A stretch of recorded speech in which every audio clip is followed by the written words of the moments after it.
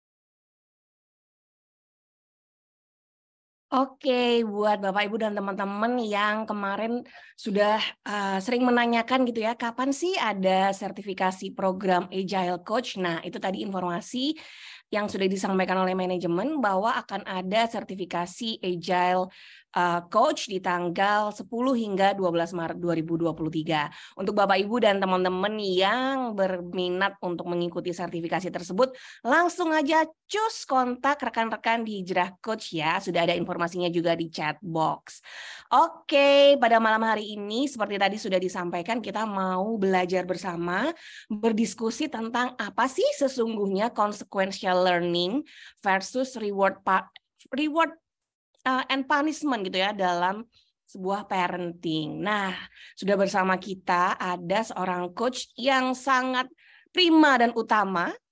Beliau adalah Coach Sri Utami nanti yang akan berbagi dengan kita mengenai informasi yang terkait parenting tadi ya. Ada konsep baru nih yang baru saya tahu juga dan bersyukur sekali alhamdulillah malam hari ini diberi kesempatan untuk memoderatori diskusi kita pada malam hari ini dan saya juga akan belajar hal baru. Meskipun bukan ibu baru, saya baru tahu nih ada konsep consequential learning versus reward and punishment.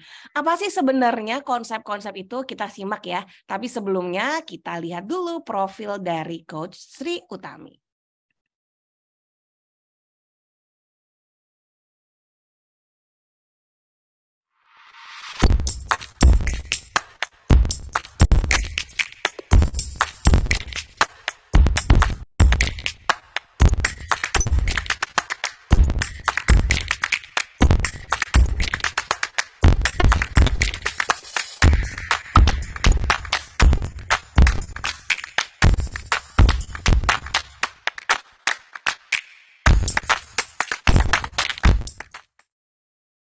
Masya Allah, gelar-gelarnya berderet-deret gitu ya. Pastinya ilmu yang akan disampaikan juga nggak kaleng-kaleng nih Coach Utami ya. Tapi sebelum saya menyapa Coach Utami, saya mau menyapa dulu teman-teman yang sudah berkenan untuk membuka kamera ya. Ada Pak Saiful, ada Pak Rian, dan juga ada Ibu Debbie. Halo semua, Assalamualaikum. Senang sekali bisa ketemu lagi ya. Thank you buat teman-teman yang sudah berkenan membuka kamera karena kita di sini tak kenalan. Jadi kalau misalnya kita tahu gitu ya mukanya masing-masing, alhamdulillah kita akan merasa lebih dekat gitu. Jadi nanti diskusinya juga akan lebih hangat. Baik, terima kasih sekali lagi. Dan nanti juga teman-teman kalau misalnya akan ada pertanyaan, silakan ya klik di link yang akan disampaikan. Nah, ada di chat box, nanti silahkan klik di situ, sampaikan pertanyaannya, dan nanti akan kita bahas di sesi diskusi. Oke, saya sapa dulu Coach Sri Utami. Assalamualaikum. Waalaikumsalam warahmatullahi wabarakatuh, Coach Dea. Senang sekali. Alhamdulillah. Senang di sini, senang di sana, kita senang di mana-mana ya, karena kita terpisah jarak, tapi kita tidak terpisah tali silaturahmi. Masya Allah. Oke, Coach Tami, mau belajar apa nih kita malam hari ini? Nanti kita dijelaskan ya, kurang lebih 20 menit ke depan kita akan mendengar penjelasan dan pemaparan dari Coach Sri Utami tentang yang namanya consequential learning versus reward and punishment dalam mendidik anak, atau biasa kita sebut dengan parenting gitu ya. Tanpa berlama-lama lagi, kita persilahkan Coach Tami. Oke, terima kasih Coach Dea. Bismillahirrahmanirrahim. Alhamdulillah, semoga Allah melimpahkan keberkahan di majelis kita pada malam hari ini. Malam minggu seharusnya biasanya rebahan ya Coach Dea ya, bercengkrama dengan keluarga. Alhamdulillah, Allah izinkan kita semuanya untuk hadir di majelis ilmu ini. Semoga Allah hitung sebagai pemberat amal kita. Kenapa? Karena kita berjuang untuk menjadi orang tua yang lebih baik lagi, insya Allah. Seperti itu. Kita awali dengan baca basmalah. Bismillahirrahmanirrahim. Semoga ini menjadi suatu perjuangan ya buat kita bersama ya bunda sekalian. Sebelum saya mulai, tadi Ustadz Coach Dia udah nyebutin nih, kalau reward and punishment, kayaknya kita udah sering mendengar ya Coach Dia ya. Dan ini kayaknya jamak gitu ya, dilakukan oleh para orang tua pun lembaga pendidikan. Saya juga di lembaga pendidikan Coach Dia ya, 13 tahun di sana, dan saya baru tahu nih yang namanya consequential learning gitu. Saya gini, gitu kan. Dan semoga saya sangat semangat gitu ya untuk bersama menerapkan ini dan mengajak ayah bunda sekalian, ayo gitu ya. Ini metode keren gitu dan Masya Allah, terutama bagi saudara-saudara kami yang muslim ya, itu ternyata ada gitu loh ya. Allah sudah memberikan sinyal itu kepada kita seperti itu. Sebelumnya saya pengen ini Coach Dia menanyakan kepada ayah bunda yang hadir nih, boleh dijawab di chat ya ayah bunda sekalian. Ketika ayah bunda pertama kali ya melihat flyer seminar ini yang ada tulisan consequential learning, sebenarnya apa sih yang ada di bayangan ayah bunda terkait konsep ini? Bisa jadi ada yang sudah menerapkan nih Coach Dea, ya kan? Bisa jadi ada yang baru tahu. Nah, kira-kira ayah bunda sekalian, ketika ayah bunda mendengar konsep consequential learning ini, apa sih yang ayah bunda pikirkan? Atau yang terlintas, yang dibayangkan, atau yang dikira-kirakan juga boleh. Boleh sambil saya tunggu di chat, apa sih yang dimaksud dengan consequential learning? Ini sajian apa lagi nih ya, kok ada-ada saja gitu ya. Padahal ada nih yang sudah jadi orang tua 10 tahun, bahkan ada yang 20 tahun. Kemarin di kelas Coach Dia ini kebetulan sebenarnya secuil ilmu gitu ya dari 8 sesi yang saya pelajari dari guru besar kita ya Ustadz Andriano Ruspi gitu ya. Jadi ini sebagian kecil ya, biasanya ini 8 sesi tapi bismillah coba kita sampaikan yang menurut saya ini harus banyak orang tua tahu gitu ya karena akan sangat berdampak gitu ya pada bagaimana pendampingan kepada Ananda di rumah. Oke, ini dari Pak Ari. Semua yang dilakukan selalu ada konsekuensinya, baik itu baik ataupun yang jelek. Iya, keren banget. Dari kode konsekuensi dalam setiap tindakan, ya keren banget. Dari Pak Debi, pola mendidik anak diberi penghargaan atau diberi teguran salah satu cara parenting. Ya, reward and punishment dari Pak Muhammad tadi ya, tentang konsekuensi ya dari Pak Foni, apa Bunda Foni ya, memberikan pengertian konsekuensi suatu tindakan juga memberikan penghargaan kepada anak-anak. Oke ya, Masya Allah sudah luar biasa ya. Jadi, oke, kira-kira seperti itu. Tapi bagaimana lebih dalamnya kita akan bahas bersama-sama ya, Bunda. Silahkan cari posisi yang enak gitu ya, cari kertas. Mungkin butuh coret-coretan nanti bisa jadi ya Bunda, karena salah satu cara mengikat ilmu itu adalah dengan mencoret-coretnya. Maksudnya di kertas gitu ya. Bismillah, saya coba share screen ya Bunda sekalian. Oke, bismillah. Apakah sudah terlihat Coach Dea? Jelas, Coach. Silahkan Masya di-share Allah, ya. alhamdulillah. Jadi ayah bunda sekalian, tema yang akan kita bahas pada malam hari ini adalah bagaimana sih mendidik anak-anak bagi yang ayah bunda di rumah, bagi para pendidik di lembaga, bagaimana mendidik anak didik kita di sekolah dengan konsekuensi learning dan reward and punishment. Yang poin 2 ini saya yakin banyak diterapkan di banyak sekolah. Yang bagian pertama ini yang ayo kita coba dalami dan bagaimana kita terapkan di sekolah maupun di keluarga kita. Jadi ayah bunda sekalian, ini dalilnya gitu ya kata Ustadz, ini loh Allah tuh sudah ngasih patokan bagi kita umat muslim. Ada di Quran surat ayat Ar-Rum ayat 41 yang artinya telah tampak kerusakan di darat dan di laut karena perbuatan tangan manusia. Jadi ketika manusia itu diciptakan kan malaikat tuh protes sebenarnya sama Allah. Ya Allah, kenapa engkau menciptakan manusia? Ada kami para malaikat yang akan tunduk patuh kepadamu. Kenapa engkau menciptakan manusia yang akan membuat kerusakan di muka bumi? Ya kan? Allah sudah mengetahui bahwa ciptaannya ini luar biasa gitu ya. Kenapa sih kok ada kerusakan di laut dan di bumi itu? Supaya Allah merasakan kepada mereka sebagian akibat. Jadi ketika ada kerusakan dan manusia mendapatkan dampaknya itu sebenarnya apa? Supaya manusia merasakan akibat perbuatannya dalam rangka apa? Setelah manusia merasakan akibat dari perbuatannya, harapannya apa? Mereka kembali kepada jalan yang benar. Nah, ayah bunda sekalian, ini loh yang kita ajak kepada anak-anak kita. Jadi bagaimana kita mengizinkan dalam tanda kutip anak kita melakukan kesalahan. Jangan diambil alih semuanya. Saya tuh kalau di sekolah tuh paling gemes ayah bunda jika ada tugas yang mengerjakan orang tuanya. Guru itu kan dia tahu ya ayah bunda, ini pekerjaan anak kelas 1, kelas 2, atau ini pekerjaan bundanya dia tahu toh. Jadi saya paling gemes kalau ada siswa-siswi kita yang itu seharusnya pekerjaan dilakukan orang tuanya, mohon maaf dilakukan anak-anaknya, diambil alih sama orang tuanya. Orang tuanya itu loh lulus SD, kenapa juga mengerjakan pekerjaan anak SD begitu? Itu adalah melanggar hak belajar, merampas kesempatan anak-anak untuk belajar. Begitu ya ayah bunda. Jadi kalau putra-putrinya punya tugas jangan dikerjakan. Gak beres, enggak apa-apa. Nggak serapi pekerjaan kita, enggak apa-apa memang bukan pekerjaan kita ya Coach Dea ya. Itu versi anak kelas 1, versi anak SMP bisa jadi, biarkan mereka berpetualang dengan tantangan-tantangannya. Begitu, J.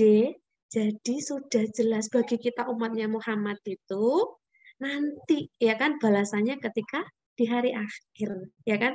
Kalau reward dan punishment-nya. Tapi kalau akibat perbuatan kita sudah dikasih kesempatan merasakan di dunia. Nah, ini saya pengen mengajak balik ini ya. Jadi apa sih tujuan pendidikan kita baik di rumah maupun di sekolah? Mau jadi juara, itu biasa. IP-nya 5, nggak mungkin. IP biasanya 4 gitu ya. Jangan 5 gitu ya. Supaya jadi juara 1. Memang kalau sudah jadi juara 1 tuh mau jadi apa lagi sih? Masa SD, SMP, SMA sampai kuliah juara 1 terus. Nanti anaknya bosen loh ya.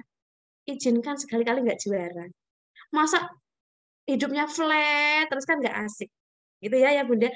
Jadi tujuan utama pendidikan kita itu adalah mendidik anak-anak kita menjadi dewasa. Bukan menjadi juara 1. Itu bonus. Jadi mendidik anak-anak kita menjadi mukallaf yang siap memikul beban kehidupannya.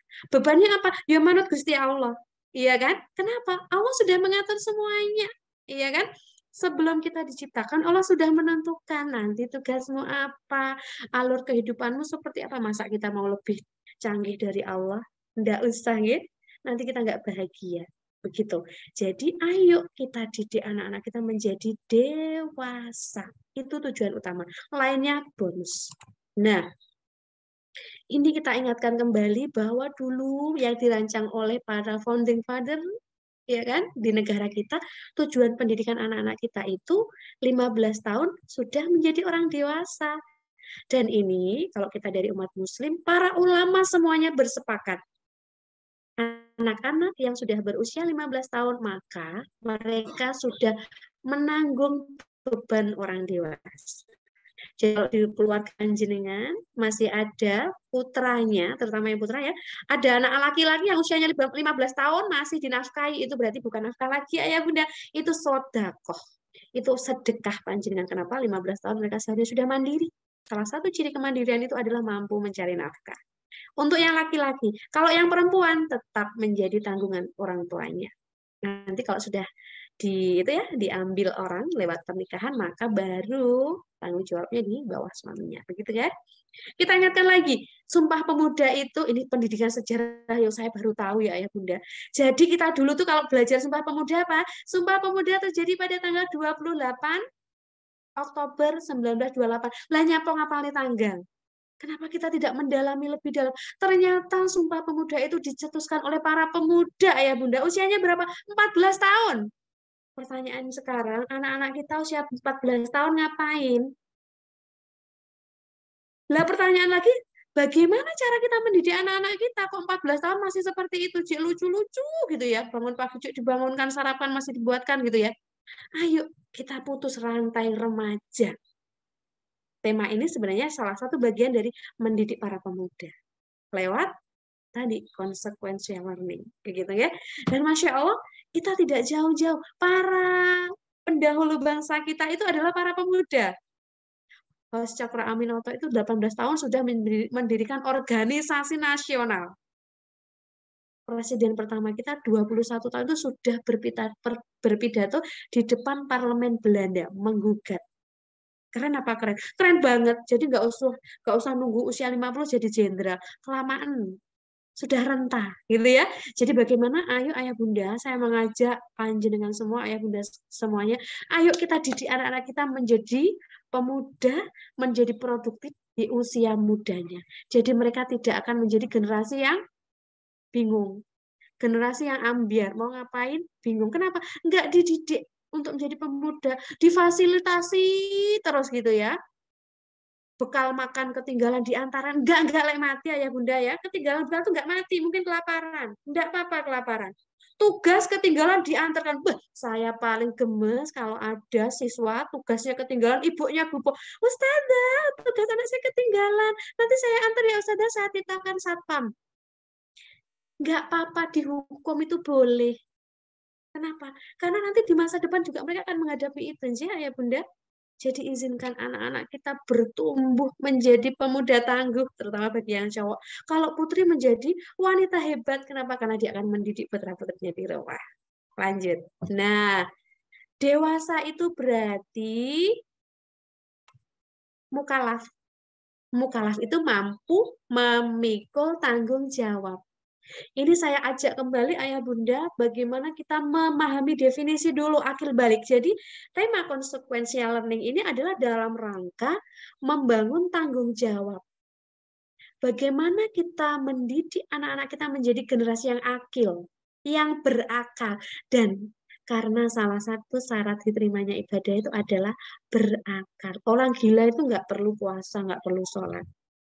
Berarti kalau anak-anak kita belum benih, belum akil, kita juga belum, bisa jadi belum, ibadahnya belum seharusnya dibebankan. Tapi kalau ternyata mereka belum akil tapi sudah balik. Nah, masalahnya akil balik ini satu paket.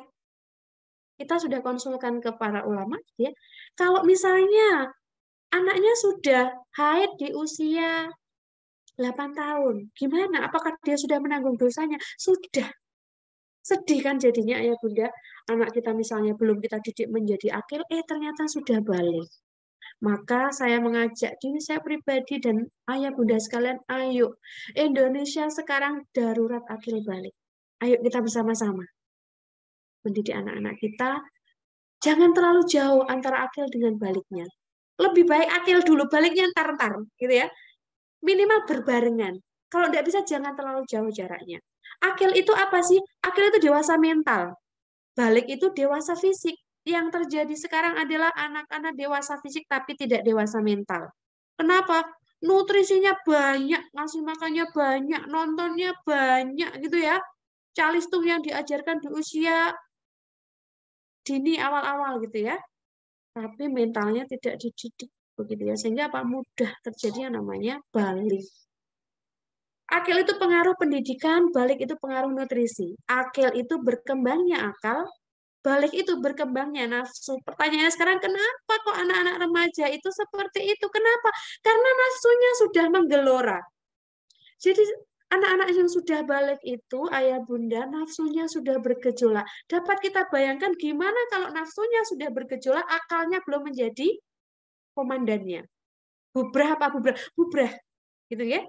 Jadi nafsunya sudah bergejolak, sudah suka lawan jenis, tapi dia tidak mampu menjadikan akalnya sebagai komando dari nafsunya. Itulah akar permasalahan dari munculnya berbagai fenomena keremajaan sekarang.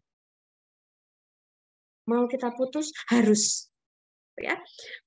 Akil itu fungsi tanggung jawab. Balik itu fungsi reproduksi. Yang sedih sekarang adalah ada istilah namanya kondomisasi. Ya enggak apa-apa, katanya begitu. Yang penting dikasih kondom. Lek wis bergebu-gebu nafsunya, mereka nggak akan mikir pakai kondom ayah bunda. Jadi bayangkan mereka sudah bisa punya anak, tapi belum bisa bertanggung jawab. Aborsi sehat. Nah, ini muncul istilah itu ayah bunda. Jadi kondomisasi sehat, aborsi sehat. Sedih apa sedih? Sedih banget. Kenapa? Nafsunya bergejolak, sudah mampu bereproduksi, tapi anak-anak tidak kita gembleng menjadi pribadi yang bertanggung jawab. Akil itu mandiri dan bertanggung jawab. Balik itu life and death instinct. Kalau misalnya terjadi hubungan ditinggalkan, ya udah mati aja. Lah kok cek penake mati gitu ya. Jadi ini menjadi fenomena di kalangan remaja juga. Ya sudah, kalau enggak ini akan ku akhiri hidupku. Memang enak setelah mati, panjang hisapnya nak, gitu ya. Panjang hisapnya. Dan semoga setelah kita tahu ini, kita menjadi semangat gitu ya, bagi keluarga kita, bagi pendidikan kita, bagi di sekitar kita. Ayo kita semuanya bergerak. Mendidik anak kita, anak-anak Indonesia menjadi akil balik. Akil itu peran ayah plus bunda. Jadi ayah yang berperan besar di pendidikan akil ini. Balik ini peran ibu plus ayah. Nah, sekarang masalah yang timbul adalah ayahnya abai, ibunya lebay. Ayahnya nggak hadir, ibunya kebanyakan ngasih makan. Makanya baliknya cepat. Sekarang itu usia 9 tahun ada yang balik ya. Bukan ada, banyak. Dan diprediksi 2035 balik itu di usia 7 tahun. Saya nggak ngebayangkan. Anak saya 7 tahun itu lucu ayah bunda. Bayangkan mereka sudah kena kewajiban syariat. Kenapa? Karena sudah balik. Kok bisa? Karena makanannya mereka dalam bahasa Jawa diujo ya. Berlebihan tapi gerak fisiknya dibatasi. Jangan lari-lari nak. Jangan mainan di luar nak.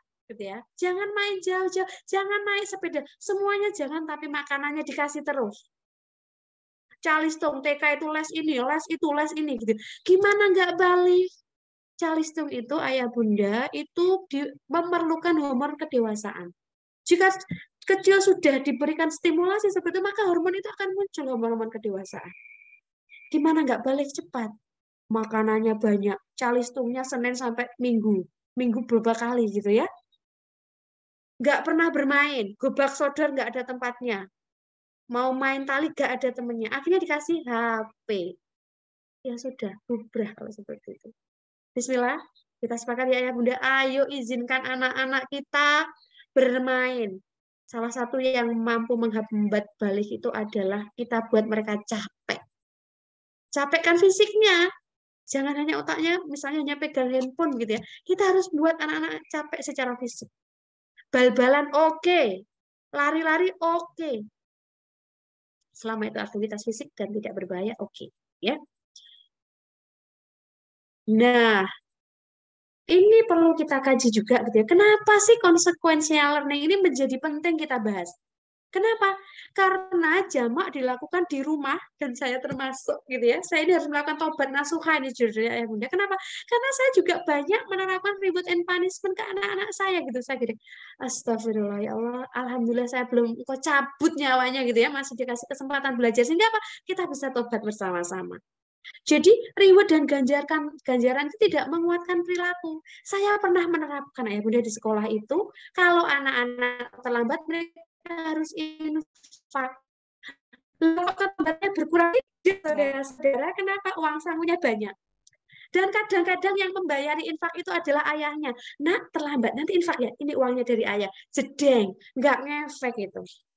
Reward and punishment-nya. Karena apa? Punishment atau hukuman kadang tidak memberikan efek jerah. Ada suatu cerita disampaikan bahwa ketika tidak mengerjakan PR, maka dia harus infak di kelas. Maka dia malah milih gak ngerjakan PR, infak terus setiap hari. Karena apa? Mereka tidak merasakan akibat dari perbuatannya. Karena kadang, ayah bunda, reward and punishment itu tidak ada relasinya antara perilaku dengan akibat. Jadi mereka tidak merasa, tidak ada hubungannya. Dan yang menyedihkan, ayo, ini PR pendidikan. Siapa yang menggarap? Ya harus kita semuanya. Pendidikan kita masih terlalu berorientasi pada punishment. Punishment gitu ya. Rewardnya jarang-jarang, punishmentnya kebanyakan. Ayo tobat ya. Yang di rumah tobat, yang di sekolah juga tobat. Kapan? Sekarang. Sebelum malaikat maut mencabut kita. Gitu ya, kalau udah dicabut kan ada kesempatan berbuat baik. Dan pembelajaran yang tidak melibatkan konsekuensi. Sehingga apa? Anak tak merasa bertanggung jawab atas perilakunya. Karena apa? Dia tidak memikul risikonya. Misalnya tadi, PR-nya apa? Tugasnya ketinggalan. Yang gopoh loh bukan anaknya, ibunya yang gopoh. Sekarang nggak usah gopoh ya, Bun. PR-nya ketinggalan, enggak apa-apa. Sarapannya ketinggalan, yo Ben. Datang ke sekolah terlambat, ya nggak apa-apa, wong dia pagi hari lelet kok. Fenomena jamak yang terjadi sekarang adalah ketika anaknya mau terlambat ke sekolah karena dia lelet, ibunya yang bingung, nah, gitu ya. Mau berapa lama kita kuat teriak-teriak gitu ya. Telat ya enggak apa-apa, dihukum, iya gak apa-apa gitu ya. Biarkan dia tahu akibat dari perbuatannya. Enggak selamanya kita akan mendikte anak-anak kita aja ya Bunda. Dia akan menjadi pemimpin besar. Kan doa kita gitu kan. Rabbana hablana min azwajina wa dzurriyyatina wa qurrata ayun waj'alna lil muttaqina imama. Mereka itu akan menjadi pemimpin orang-orang yang bertakwa. Lah pemimpin kok tidak bisa memimpin dirinya sendiri? Bubrah nanti Indonesia. Karena kita yakin anak-anak kita akan menjadi pemimpin di masa depan. Ayo izinkan anak-anak kita mengambil tanggung jawab. Jangan diambil alih ya, Bun. Sudah lah, jenengan kan sudah belajar. Gitu. Sekarang kita anak-anak. Nah, apa sih sebenarnya consequential learning ini? Consequential learning ini adalah sebuah metode pembelajaran pada manusia agar manusia merasakan secara langsung. Kalau bermain api ya kadang kesalot panas. Kalau hujan-hujanan ya basah, kadang ya jadi pilek. Jadi benar merasakan. Kalau pagi hari nggak segera bersiap ya terlambat. Pulang sekolah tasnya dilempar, sepatunya dilempar. Jenengan nggak usah gupoh ngeringkesi. Besok pagi kalau dia bingung, kemarin di mana tasnya? Kita cool aja, nggak usah kita gupoh yang nyari kan. Mereka nggak merasa nanti. Terlambat 1 kali 2 kali nggak apa-apa, ya kan? Jadi izinkan dia merasakan akibat dari tingkah lakunya. Jangan kita ibunya terus yang mengambil peran itu. Jadi memang ini bertujuan seperti disampaikan tadi di awal ayat pembuka yang saya sampaikan tadi ya. Allah juga menjadikan itu sebagai sarana pembelajaran kita bagi umat manusia gitu ya. Jadi kalau ada misalnya bencana itu sebenarnya reminder buat kita manusia. Utami kembalilah ke jalan yang benar. Nah, ini ayah bunda ketika kita mendidik anak-anak kita sama gitu ya, supaya anak-anak kita kembali ke tujuan awalnya tadi. Dia menjadi orang-orang yang bertanggung jawab atas perilakunya. Jadi merasakan langsung akibat perbuatannya dan bertanggung jawab terhadap konsekuensinya. Dengan cara apa? kita biarkan. Kok jadi orang tua yang tega? Aku nggak tega, aku sayang. Sayang itu nggak kayak gitu ya Bunda. Jadi bukan kita nggak sayang. Ini kalau bagi saya karena saya sayang banget sama anak saya. Jadi kita biarkan dia memikul risiko alami. Dan atau memberikan risiko yang linier, logis linier. Supaya apa? Dia mampu memetik hikmah. Karena ya Bunda, yang mahal dalam kehidupan ini adalah hikmah. Dia mampu memetik hikmah dan pelajaran atas perbuatannya tadi, sehingga apa? Jika perbuatan itu perbuatan yang kurang baik, maka dia akan melakukan perubahan. Namun jika perbuatan itu perbuatan baik, maka dia merasa lebih ada penguatan dari perilaku. Bismillah, apakah mudah? Butuh tega, tapi insya Allah bisa. Ciri-cirinya apa sih consequential learning ini? Cirinya langsung. Jadi harus berefek pada ananda langsung sesuai dengan perbuatannya. Determination, determinatif. Jadi rasional juga. Jadi masuk akal. Misalnya, anaknya tadi tidak meletakkan tasnya pada tempat biasanya. Atau yang sering dicari ikat pinggang ya Bunda ya. Habis pulang sekolah gitu ya. Ikat pinggangnya naruh sembarang. Besok pagi bingung. Jenengan nggak usah gupuk. Kita cukup membantunya gini, kemarin taruh di mana? Coba diingat-ingat. Telat. Bunda, aku salah terlambat. Memangnya kalau terlambat kenapa? Dihukum. Ya enggak apa-apa. Karena kemarin nggak naruh pada tempatnya. Gitu ya. Jadi izinkan dia yang hukum, dia merasakan, oh ternyata kalau nggak aku taruh di tempatnya, aku jadi bingung di pagi hari. Kalau bingung akhirnya waktu nyarinya lebih lama. Kalau lebih lama, oh itu ternyata membuat aku terlambat ke sekolah. Kalau terlambat, oh ternyata dihukum. Oh ternyata dihukum itu nggak enak. Nah itu rentetannya seperti itu. Supaya apa? Tadi loh tujuannya anak-anak mendapatkan kesadaran. Dan indikator berikutnya adalah itu melekat pada perilaku. Jadi bukan dibuat-buat. Jadi memang misalnya tadi anak-anak sudah diingat, nah ini api itu panas. Dia mau nyoba, keselomot titik ya enggak apa-apa, enggak akan luka bakar parah-parah gitu ya. Paling menyenyek dikit gitu ya. Umi sakit panas. Oh iya, main api sakit ya nak? Sakit. Diobati sama Umi, kasihlah itu apa itu ya, obat anti luka gitu ya. Selama-lamanya dia akan tahu, oh bermain api itu panas. Terus consequential learning ini ayah bunda terjadi sepanjang hidup anak kita. Bayangkan kalau kita rampas kesempatan belajarnya sekarang, nanti ketika dia harus mengambil tanggung jawab, dia tidak mampu mengambil tanggung jawab dan dia bebankan kepada orang lain. Sedih apa sedih banget? Sedih banget. Ciri berikutnya adalah alami dan fitrah. Linear segaris. Linear segaris itu maksudnya apa? Kalau toh misalnya anak-anak memecahkan piring, ya kan? Berarti apa?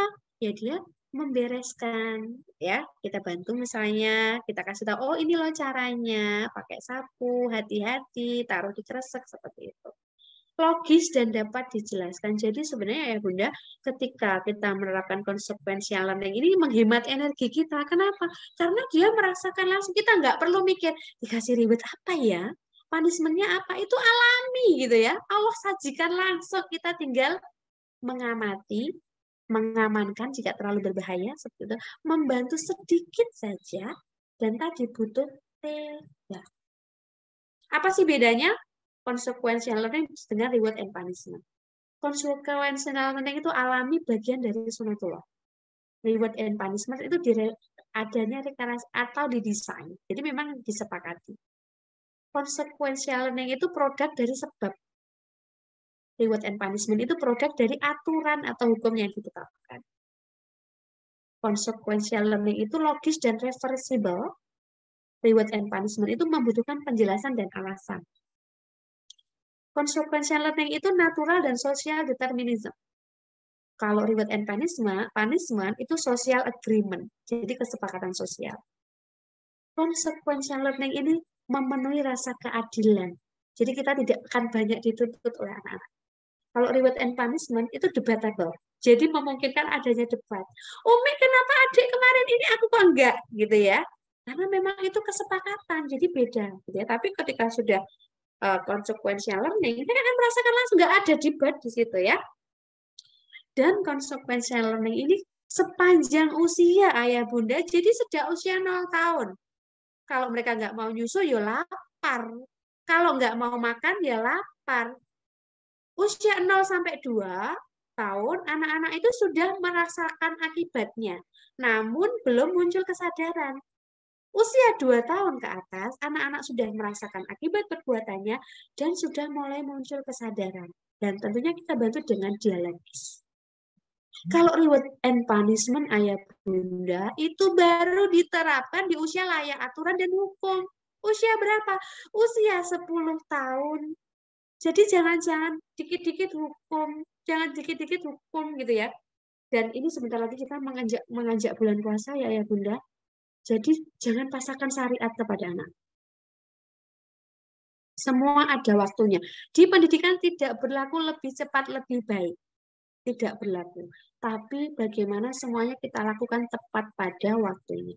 Nggak perlu nanti, Mas kalau puasa 1 hari dapat hadiah 10.000. Nggak perlu. Kalau dia belum kuat puasa, ya nggak usah dipaksakan. Ada kisah dari ulama besar kita, Imam Syafi'i. Beliau usia 10 tahun itu sudah menjadi mufti ya bunda. Sudah memberikan fatwa. Suatu ketika di bulan Ramadan saat puasa, beliau makan, ditegur sama khalayaknya. Syekh, kok enggak puasa? Ini kan bulan Ramadan. Apa jawaban Imam Syafi'i? Aku kan masih kecil. Itu usianya 10 tahun. Beliau sudah memberikan fatwa kemana-mana. Nah, beliau belum balik kok, kan belum kena syariat. Jadi nanti kalau menginjak Ramadan, anaknya belum melakukan syariat, jangan dipaksakan. Tapi kita bangun. Maksudnya gimana? Bagaimana kita mengajak anak-anak kita itu melakukan ibadah karena kesadaran. Dan itu ada tahap-tahapnya. Kita tumbuhkan iman dulu, kita tumbuhkan cinta dulu, jangan tiba-tiba dikasih sari. Apalagi dengan embel-embel reward dan punishment. Mereka nanti akan menjadi pribadi yang materialistis. Mereka tidak melakukan ibadah karena cintanya kepada Allah. Tapi karena apa? Hadiah yang menggelora dari Allah. Sampai kapan kita melakukan? Begitu, Ji? Oke, contohnya pulang sekolah sepatu dilempar. Jangan kita yang membereskan ayah bunda ya, biarkan dia pagi telat gak apa-apa. Buku ketinggalan di sekolah, mau ngerjakan PR, jenengan gak usah gupuh pesen Gojek, pesen apa-apa itu untuk mengantarkan bukunya. Ya gak apa-apa gak ngerjakan PR. Besok dihukum, biar tahu dia rasanya dihukum. Supaya apa? Besok gak ketinggalan lagi tuh bukunya. Mainan tidak dibereskan, ada yang hilang-hilang, ya biarin, nggak usah jenengan yang bereskan. Supaya apa? Muncul tanggung jawab pribadinya. Karena apa? Ke depan dia akan mengambil tanggung jawab yang banyak untuk siapa? Untuk umat. Melalaikan instruksi. Kita kasih tadi logis linear. Jadi kita kasih yang linear. Misalnya, ketika kita panggil, Mbak bisa tolong Bunda ngambilkan sesuatu? Bentar, Bun. Bentar balas dengan bentar. Bukan balas dendam ya, tapi consequential learning yang tadi, yang segaris linear. Kalau dia misalnya ketika di rumah diminta tolong entar-entar, lain waktu ketika dia minta tolong ke kita, boleh itu kita entarin. Entar, Umi masih sibuk, Bunda masih sibuk. Setelah itu bangun dialog. Enak enggak dientar-entarin? Enak enggak kayak gitu? Jadi bukan balas dendam ya, tapi tadi kita memberikan konsekuensi yang logis yang linear dengan perbuatan dia. Misalnya menunda sholat juga. Boleh itu kita kasih yang linear segaris gitu ya. Misalnya minta sesuatu, kita jangan langsung dikasih gitu kan. Enak enggak? Kalau seperti pada yang ngasih rezeki kita siapa? Nak? Allah. Gitu. Kalau kita menunda-nunda sholat, boleh dong Allah menunda keperluan kita. Seperti itu. Itu yang logis linear ya Bunda. Nah, anak-anak kita itu bukan makhluk bodoh ya Bunda. Allah itu sangat detail, Allah itu sangat presisi ciptaannya. Jadi anak-anak kita sudah dibekali dengan software yang canggih untuk menuntaskan tugasnya di masa depan. Jangan sembunyikan masalah, izinkan dia tahu masalahnya. Kalau perlu saling berbagi masalah. Kenapa? Itu yang akan menekan percepatan balik. Jadi supaya anak kita akil itu kasih masalah. Jangan masalahnya kita ambil alih. Kenapa anak-anak sekarang baliknya cepat, akilnya lama? Masalahnya diselesaikan oleh orang tuanya. Tapi makannya mereka dikasih berlebih. Gitu. Kalau perlu bawa masalah kehidupan ke rumah. Anak-anak kita jejeli dengan masalah-masalah untuk diselesaikan. Kita rajin diskusi dan ajaklah problem solving. Supaya apa? Mereka berakal, berpikir. Insya Allah itu, Masya Allah, Bismillah, semoga bermanfaat. Saya kembalikan ke Coach Dia nih, Coach Dia. Masya Allah, tabarakallah. Saya merasa seperti diguyur ya, tapi bukan diguyur hujan, diguyur ilmu. Benar-benar luar biasa ya, karena memang ilmu parenting itu selalu berkembang ya, karena zaman terus berkembang, teknologi juga inovasi semakin canggih gitu ya, dan kita tuh nggak boleh ketinggalan ilmu-ilmu parenting seperti ini. Masya Allah ya, terima kasih buat Hijrah Coach yang sudah memberikan ruang buat kita semua belajar di sini ya Bapak Ibu. Dan teman-teman semuanya, lebih dari 100 orang Coach Tami yang hadir di majelis ilmu ini. Masya Allah ya, semuanya saya rasa dadanya semua berdebar gitu ya, ingin sekali memperbaiki diri, terus memberikan yang terbaik untuk anak-anak kita. Tapi ternyata memang tadi yang disampaikan Coach Sami ya, Allah tuh sudah mengingatkan kita dari awal melalui surat tadi yang disebutkan adalah di Quran surat Ar-Rum ya ayat 41 tentang sebab akibat. Itulah inti dari consequential learning gitu. Jadi kita diingatkan kembali bahwa sebenarnya tujuan utama dari pendidikan adalah menyiapkan anak-anak kita menjadi dewasa atau mukalaf yang siap memikul tanggung jawab serta menghadapi tantangan dan beban di masa depan masing-masing gitu ya. Karena setiap orang pasti sudah ada ini ya Coach Tami ya, sudah digariskan gitu, baik itu rezeki maupun permasalahan yang akan dihadapi. Nah, itulah peran penting orang tua, ayah bunda semua gitu ya dalam membekali anak. Dan ini tadi ditambah satu lagi ilmu terkait konsep consequential learning yang rasanya dinilai ya oleh para ulama dan para expert gitu ya lebih efektif gitu ya dalam mendidik anak dibandingkan dengan konsep yang sebelumnya kita ketahui dan mungkin kita praktekkan bersama-sama, yaitu reward and punishment. Saya juga jadi tertampar-tampar nih, masih sering ya melakukan itu, walaupun saya ini tipe ibu yang malas, Coach Tami. Jadi saya tuh malas ngerjain tugas saya sendiri, apalagi ngerjain tugas anak gitu. Jadi yang tadi bantu-bantu ngerjain tugas anak saya nggak pernah, alhamdulillah ya. Alhamdulillah Allah berikan petunjuk gitu ya untuk tidak dalam tanda kutip malah justru menghambat gitu ya, menghambat pertumbuhan dan juga kecerdasan dari anak. Nah, Coach Tami, dari lebih 100 orang yang hadir, kita sudah ada beberapa pertanyaan yang masuk. Semuanya pertanyaan bagus ya, Bapak Ibu dan teman-teman. Tapi karena keterbatasan waktu, tadi sudah ada yang mengingatkan juga Ibu atau Bapak Dwi Okianto, durasi gitu ya. Oke, jadi kita harus memilih 3 pertanyaan. 3 pertanyaan ini bukan artinya yang paling bagus atau yang dari teman-teman yang udah kenal gitu ya, bukan. Tapi karena ini sudah mewakili pertanyaan dari teman-teman yang lain. Saya langsung bacakan, Coach Tami izin satu persatu ya, nanti silakan dijawab. Ini ada dari Bapak Khairumam. Coach Tami, anak saya usia 6 tahun. Sudah saya masukkan ke sekolah PAUD. Setiap mengerjakan tugas, masih kita bimbing untuk bisa mengerjakan sendiri. Tapi sekarang ini lagi mogok sekolah nih Coach Tami. Begitu juga dengan mengajinya. Kadang suka mogok. Mohon arahan Coach Tami, apakah saya dalam hal ini Bapak Khairumam ya, mengikuti kemauan anak sampai tumbuh kemauannya sendiri atau perlu dipaksa gitu. Dan apakah kekhawatiran orang tua aja jika takutnya kalau dipaksa itu akan menimbulkan trauma. Nah, itu tadi pertanyaannya Masya Allah dari Bapak Khairumam.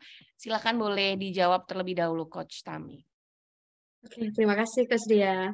Bapak Khairul Umam ya, jadi tenang ayah gitu ya, usia 0 sampai 7 itu mereka itu sebenarnya kita manja-manjakan dengan bermain. Jadi sebenarnya saya agak ini juga ya, ketika ada anak yang di bawah 7 masuk SD. Usia saya sangat pro dengan usia 7 tahun masuk SD. Karena saya lama juga di SD ya. Kasihan anak-anak yang di bawah usia 7 tahun masuk sekolah dasar. Kenapa? Karena mereka didisiplinkan. 0 sampai 7 tahun itu, mereka belajar apa sih? Iman. Jadi yang lainnya nanti. Tahfiz kapan? Setelah imannya muncul. Sekarang ini jamak orang tua kebelet. Kebelet apa? Kalau bisa anaknya lahir tuh kalau dia hafiz. Memahami berbagai ilmu. Itu kemauan orang tuanya. Apakah seperti itu maunya Allah kepada makhluknya? Enggak, gitu ya. Ada pentahapannya 0 sampai 7 itu puaskan mereka dengan cinta iman kepada siapa? Kepada Robnya, kepada Rasulullah, kepada Islam. Jadi 0 sampai 7 itu belajarnya apa? Enggak mau ngaji? Ya enggak apa-apa. Kenapa? Belum saatnya. Ya kan? Tidak berlaku lebih cepat, lebih baik. 0 sampai 7 belajar apa? Belajar fitrah iman. Belajar mengenali emosinya. Belajar masih egosentrisnya. Belajar psikomotorik. Nggak mau belajar yang lain, nggak apa-apa.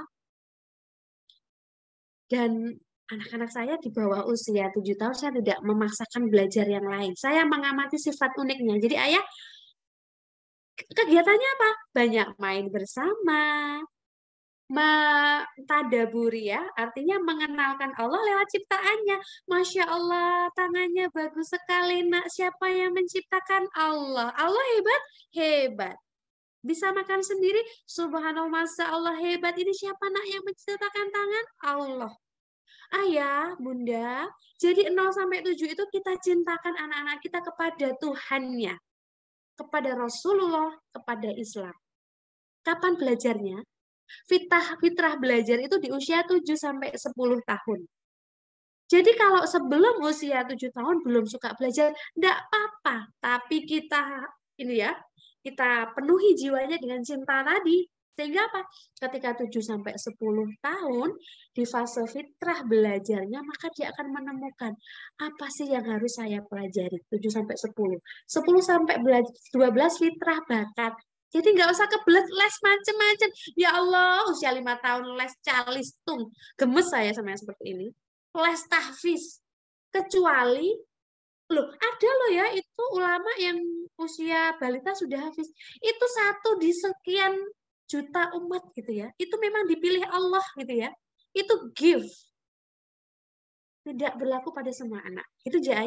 Jadi nggak mau belajar, nggak apa-apa. Kita ajak bermain bersama. Mencintai Allah, nanti akan muncul. Kalau bahasa ibu saya, gak usah kebelet engko lek wis wayai, ya kan? Jadi istilah wayai itu ada. Bukan abai ya ayah bunda ya, bukan abai. Jadi bukan mengejarkan. Mengejarkan bahasa Indonesia apa ya? Bukan membiarkan. Tapi kita memberikan hak anak kita untuk menikmati masa anak-anak. Masa anak-anak itu nggak lama 0 sampai 7 tahun, masa mau kita rampas, ayah bunda kasihan dong. Ya, biarkan dia bermain. Dengan siapa? Dengan ayah bundanya tentunya. Itu Coach Dia, semoga menjawab. Masya Allah, terima kasih Coach Tami ya, jawabannya cukup mencerahkan. Dan kita beralih ke pertanyaan berikutnya dari Ibu Debbie.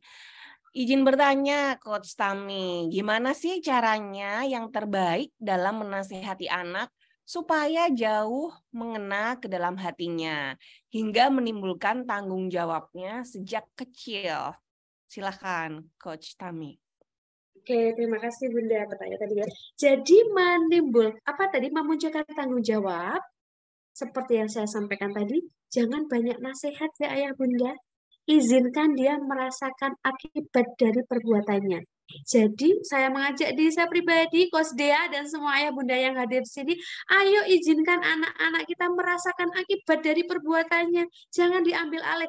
Tanggung jawab itu tidak akan muncul hanya karena nasihat. Saya sudah membuktikan ayah bunda, saya itu mengamati dari kelas 1 sampai kelas 6 kita gembleng dalam kawah candra di muka dengan reward and punishment, dengan nasihat setiap hari pagi. Nggak hanya 1 kali, pagi, sore, siang, malam, sampai malam juga ya. Tapi tidak berefek jangka panjang. Setelah keluar dari gemblengan 6 tahun itu mereka lepas kayak kuda dilepas dari kandangnya. Kenapa? Karena bukan kesadaran yang kita tumbuhkan. Jadi ayah bunda mau tidak mau, kalau mau menumbuhkan tanggung jawab itu, izinkan mereka mengambil tanggung jawab lewat consequential learning. Kalau pagi hari dia nggak bersiap, jangan kita yang cerewet-cerewet nemen, nggak apa-apa, dia telatnya nggak apa-apa, biarkan tugasnya nggak dikerjakan, nggak usah kita cerewet-cerewet ya bunda, biarkan dia dihukum. Nggak mungkin kok dicambuk 100 kali di sekolah, itu nggak ada kayaknya seperti itu. Mungkin berdiri gitu ya, linu-linu capek nggak apa-apa, nanti kita aja. Benar kan nak? Tadi agak lama-lama paginya, nggak segera bersiap. Ini kan akhirnya, insya Allah tanggung jawab itu akan muncul. Jadi tanggung jawab itu nggak bisa dengan teori maupun nasihat, ya bunda. Mereka harus merasakan. Bahasa Jawanya kapok. Bukan balas dendam ya Gus Dia ya, nggak boleh gitu ya. Bukan kita balas dendam, bukan kita nggak cinta. Tapi kita izinkan dia tadi menyelesaikan puzzle-puzzle, tantangan-tantangan. Begitu saja bunda, beri kesempatan mereka merasakan akibat dari perbuatannya. Itu akan muncul tanggung jawab insya Allah. Iya, bener banget Coach Tami. Karena kita sebagai manusia dewasa aja kadang males ya kalau banyak orang yang nasihatin kita gitu ya. Apalagi anak-anak yang fitrahnya memang dia tuh bermain, itu adalah belajar gitu ya. Makanya kalau terlalu banyak dinasehati, ini Bu Debi ini malah justru nanti akan berbalik gitu. Mereka tidak merasakan konsekuensi tadi yang dijelaskan oleh Coach Tami yang berefek nanti malah justru jangka panjang gitu ya Coach Tami. Oke, pertanyaan berikutnya, pertanyaan terakhir nih. Alhamdulillah Coach Tami ternyata tidak hanya para bunda saja yang menyimak dan juga aktif bertanya, ternyata para ayah juga Masya Allah sangat engage gitu ya, sangat terlibat di dalam belajar di majelis ilmu ini karena kita sudah tahu bahwa di dalam keluarga itu peran yang sangat penting itu adalah dari kedua orang tua ya, dari ayah dan bunda. Terima kasih nih Bapak dan Ibu, ternyata pertanyaannya bagus-bagus, tapi ini pertanyaan terakhir dari Bapak Saiful Aziz. Coach Tami, bagaimana peran saya sebagai kakak yang menggantikan posisi ibu saya yang sudah meninggal dunia dalam mendidik dan mengasuh adik-adik dengan tepat supaya menjadi orang yang bermental kuat, sehat, merdeka, dan terlindungi oleh hal-hal yang manipulatif. Masya Allah. Jadi ini Bapak Saiful Aziz ternyata adalah seorang kakak nih, Coach Tami. Mohon pencerahannya. Masya Allah, barakallah ya Pak Saiful Aziz. Semoga Allah mudahkan menjadi amal jariah panjenengan karena mengambil alih tanggung jawab untuk mendidik adik-adiknya gitu ya. Jadi saya manggilnya Pak Saiful Aziz ya. Tanggung jawab itu akan muncul karena dilatihkan Pak Saiful Aziz ya. Jadi kita didik kembali ada pentahapan bagaimana adik-adik kita mencapai dewasa. Banyak sebenarnya ini ada ini ya Coach Dia ya. Jadi usia 0 sampai 7 apa, 7 sampai 10 12 apa, 12 tahun ke atas apa itu sebenarnya ada ya. Jadi Masya Allah ya. Semoga kita diberikan kesempatan belajar lagi gitu. Itu sebenarnya detail apa saja sih hak-hak yang harus kita penuhi kepada adik-adik kita seperti itu. Jadi yang jelas Pak Saiful Aziz ya, consequential learning kita terapkan di rumah harus itu. Kenapa? Karena pendidikan yang utama tadi mendidik adik-adik kita, kalau panjenengan menjadi dewasa. Dan itu nggak bisa kalau mereka tidak mengambil tanggung jawab.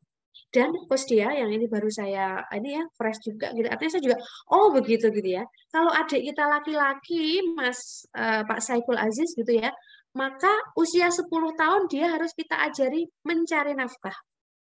Yang itu jamak tidak dilakukan para orang tua dengan alasan kasih sayang dan harta saya udah berlimpah. Hai, ini bukan hanya sekedar harta gitu ya, tapi bagaimana mereka mampu mengambil tanggung jawab. Jadi kepada seluruh orang tua juga, kalau cowok anaknya laki-laki usia 10 tahun, maka ajari mencari. Kalau cewek nggak perlu. Kenapa? Karena dia selama sebelum menikah masih menjadi tanggung jawab orang tuanya. Tapi kalau anak laki-laki, Pak Saiful Aziz dan juga Coach Dia dan semuanya ya Bunda ya, usia 15 tahun laki-laki itu harus sudah mandiri.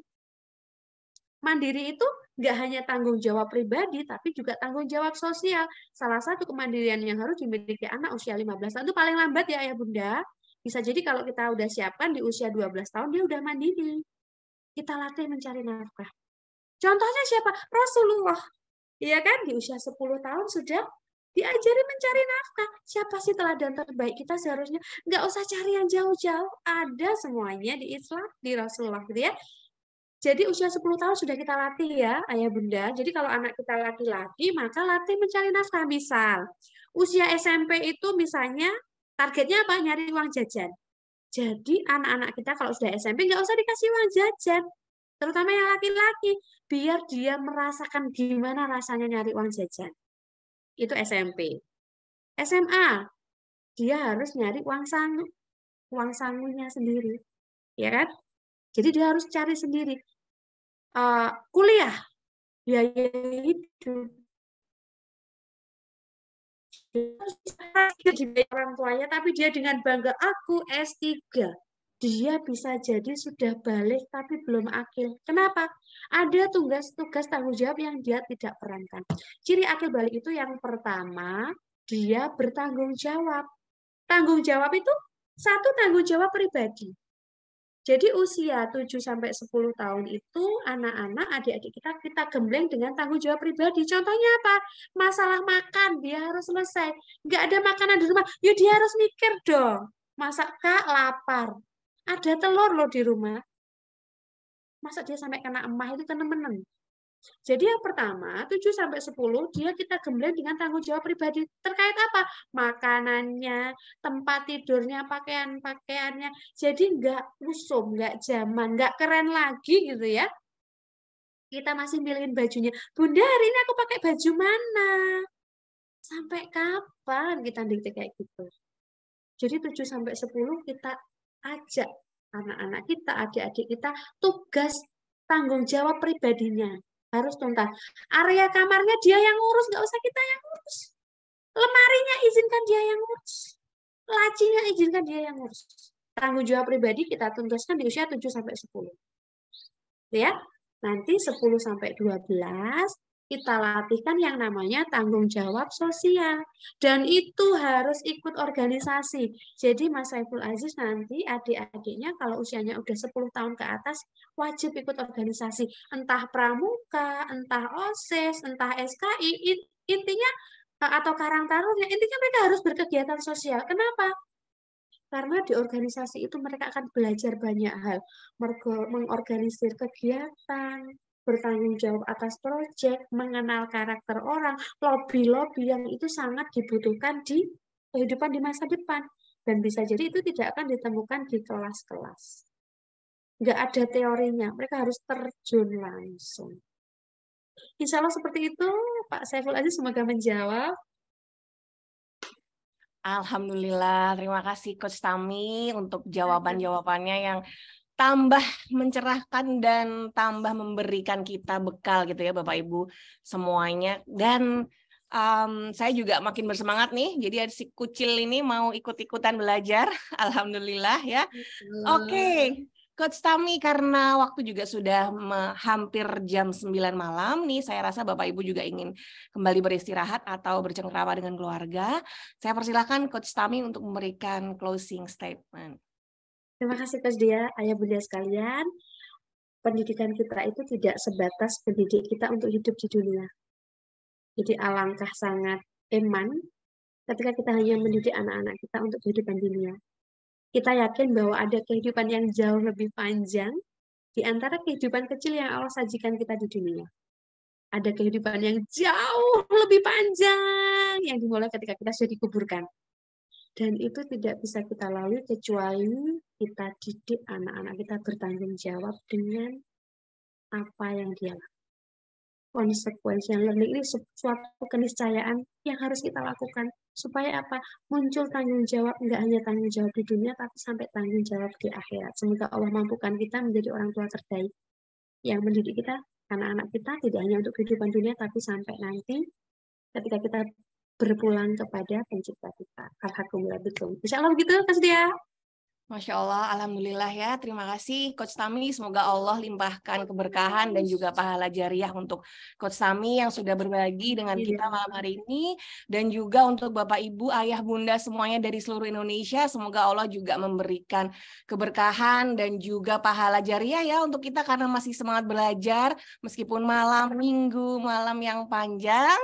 Oke, nanti kita bertemu lagi ya Bapak Ibu dan teman-teman di sesi-sesi Hijrah Coach yang lain yang tentunya sangat bermanfaat dan memberi faedah untuk kita bersama. Bapak Ibu dan teman-teman, sebelum kita akhiri, izin boleh nggak kita untuk mengenang kegiatan kita malam hari ini, kita berfoto bersama dulu nih supaya nanti dapat catatan gitu ya. Kita sudah berkumpul benar-benar nih untuk belajar, kita mau foto dulu. Silahkan yang berkenan untuk menyalakan kameranya, kita akan foto bareng mengenang kebersamaan malam minggu kita ini dengan belajar dan menggali ilmu yang sangat bermanfaat. Bapak Ibu, untuk Bapak Ibu semua ya, Masya Allah saya terharu loh Coach Tami karena ternyata bapak-bapaknya banyak banget. Masya Allah, Masya Allah, barakallah.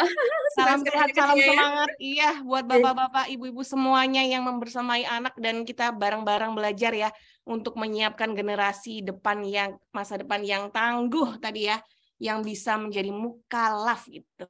Oke, siap Mbak Ninda, silahkan. Kita posenya bebas ya, karena malam ini kita gembira semua karena dapat ilmu yang sangat berkah. Kita posenya terserah senyamannya Bapak Ibu, kita hitung mundur ya. 3, 2, 1.